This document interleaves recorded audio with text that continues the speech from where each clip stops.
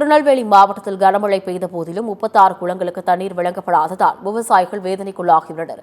நாங்குநேரி சட்டமன்ற தொகுதிக்குட்பட்ட பொன்னாக்குடி, இட்டேரி, ஆடைபுரம், கோங்கன்தான்பாறை உள்ளிட்ட 25 கிராமங்களில் 36 குளங்கள் உள்ளன. கனமழை பெய்து வருவதன் காரணமாக கால்வாயில் வெள்ளநீர் திறந்துவிடப்பட்டுள்ளது. ராதாபுரம் சட்டமன்ற தொகுதிக்குட்பட்ட பகுதிகளுக்கு தண்ணீர் வழங்கப்பட்டு வருவதாக கூறப்படுகிறது. ஆனால் நாங்குநேரி சட்டமன்ற தொகுதியில் சுமார் 36 குளங்களுக்கு தண்ணீர் வழங்கவில்லை என்று விவசாயிகள் வேதனை தெரிவிக்கின்றனர்.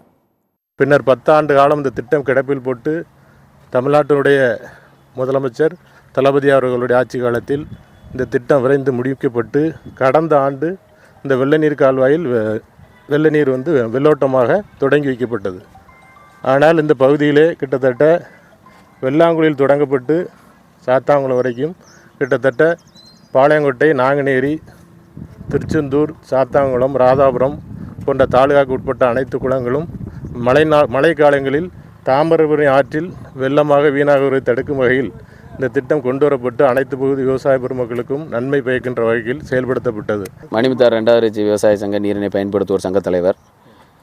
தற்போது வெள்ளநீர் கால்வாய் பகுதியில் நம்ம நிற்கிறோம். இந்த வெள்ளநீர் கால்வாயில் தமலாகுறிச்சி அணைக்கட்டு, பச்சையாறு தமலாகுறிச்சி தடுப்பணை பெருகி 2வது மடையிலிருந்து 8வது மடை வரைக்கும் 2வது ரீச்சி பாசனத்துக்குள்ளே எங்களுக்கு உரிய 36 குளங்கள் இந்த மடை மூலம் வெள்ளநீர் கால்வாய் மூலம் தருவதற்காக எங்களுக்கு கீழே உள்ள வறட்சி பகுதி, அதாவது டெய்லண்டுன்னு சொல்லக்கூடிய தண்ணீர் பச்சையாரோ மணிமுத்தாறு தண்ணியை கொடுக்க முடியாத பகுதிகளுக்கு இது ஒரு பிரசாதமாக நாங்கள் இதை எதிர்கொண்டு ரொம்ப சந்தோஷமாக விவசாயிகள் இருந்தனர். போன ட்ரிப் இந்த மாதிரி இந்த தண்ணி வர்றதுனால வரும்னு நினச்சி எல்லோரும் பயிர் செஞ்சுட்டு இருந்தோம். ஆனால் அந்த தண்ணி வராத காரணத்தினால டெயில் பார்க்கணுட்டு போன ட்ரிப்பு இந்த தண்ணி இந்த மடைகளுக்கெல்லாம் விடலை. அதனால ஏகப்பட்ட நஷ்டம் விவசாயிகளுக்கு போகிறோம். நட்டிருந்த நாட்டு புறமே தண்ணி இல்லாமல் கருகி ஒம்பா போயிட்டு. அதனால் இந்த ட்ரிப்பும் அதே மாதிரி தொடர்ந்து பண்ணிக்கிட்டு இருக்காங்க. எங்களுக்கு இந்த எல்லா மடையும் திறந்து விட்டு கீழே கொண்டு போட்டோம். யாரும் எந்த இதையும் அடைக்குன்னு சொல்லலை. அதான் அங்கேருந்து இங்கே வந்துச்சுன்னா எங்களுக்குள்ள பாதிப்பு மேற்கொண்டு எங்களுக்கு பாதிப்பு நடக்காது செய்யும்.